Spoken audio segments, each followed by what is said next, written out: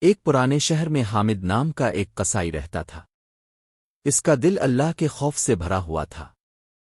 اس کی چھوٹی سی دکان تھی لیکن اس کے چہرے پر ہمیشہ سکون رہتا تھا کیونکہ وہ جانتا تھا کہ رزق دینے والا صرف اللہ ہے۔ وہ اکثر کہا کرتا تھا کہ اصل قیمت انسان کی نیت میں ہے، حلال کم ہی صحیح لیکن پاک ہو تو اس میں برکت ہوتی ہے۔ ایک دن اس کے دوستوں نے کہا کہ حامد تھوڑا دھوکا کر لو، زیادہ منافع ہوگا۔ حامد نے جواب دیا کہ دھوکا دے کر کمایا ہوا مال کبھی دل کو سکون نہیں دیتا۔ جو چیز اللہ کی نظر میں بری ہے وہ میرے لیے فائدہ نہیں نقصان ہے۔ بازار میں مہنگائی آئی تو دوسرے دکاندار ملاوٹ کرنے لگے لیکن حامد نے ایسا نہیں کیا۔ اس کا کاروبار کم ہو گیا لیکن اس کا ایمان پختہ رہا۔ ایک دن ایک امیر شخص عام لباس میں اس کی دکان پر آیا۔ حامد کو معلوم نہیں تھا کہ یہ شہر کے حاکم کا نمائندہ ہے۔ حامد نے اسے سچ بتایا اور گوشت کا عیب نہیں چھپایا۔ وہ امیر شخص حیران رہ گیا کہ آج کے زمانے میں بھی ایسا ایماندار شخص موجود ہے۔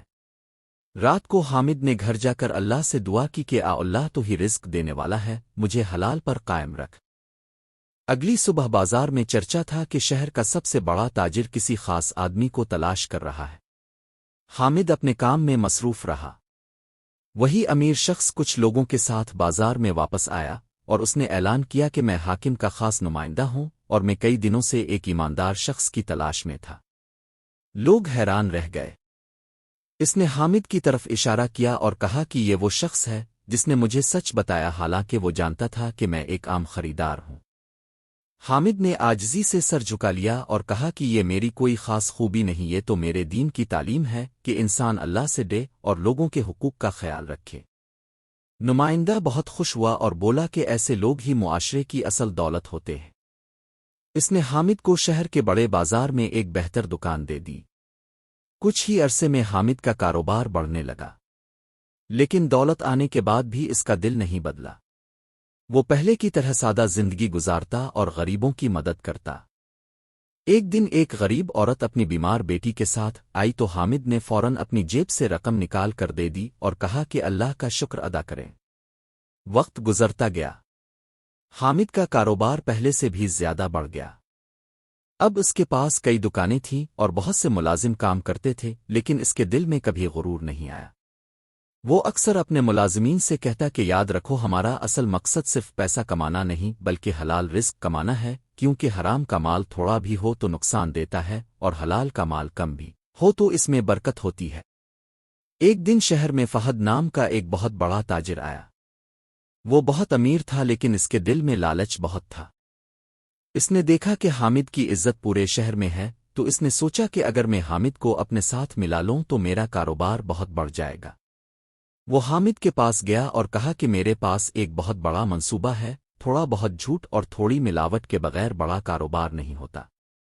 حامد نے جواب دیا کہ اگر کامیابی کے لیے اللہ کی نافرمانی کرنی پڑے تو ایسی کامیابی میرے لیے نقصان ہے، اور اس نے انکار کر دیا۔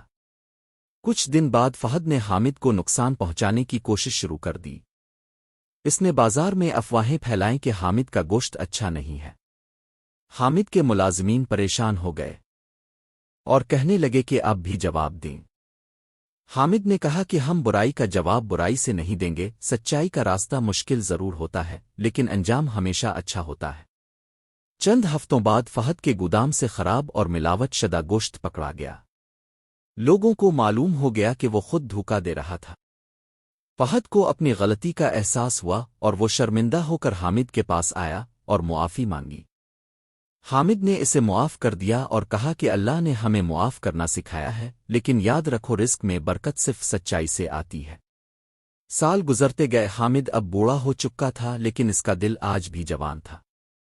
اس کے چہرے پر سکون تھا کیونکہ اسے معلوم تھا کہ اس نے اپنی پوری زندگی اللہ کی رضا کے مطابق گزارنے کی کوشش کی ہے۔ ایک دن اس نے اپنے بچوں اور ملازمین کو پاس بلایا اور کہا کہ بیٹوں، میں نے زندگی میں ایک بات سیکھی ہے کہ انسان کے پاس سب سے قیمتی چیز اس کا ایمان اور اچھا کردار ہے۔ دولت آج ہے کل نہیں ہوگی، لیکن انسان کے اعمال ہمیشہ اس کے ساتھ رہیں گے۔ اس کے بیٹے نے پوچھا کہ ابا جان، اپنے اتنی کامیابی کیسے حاصل کی؟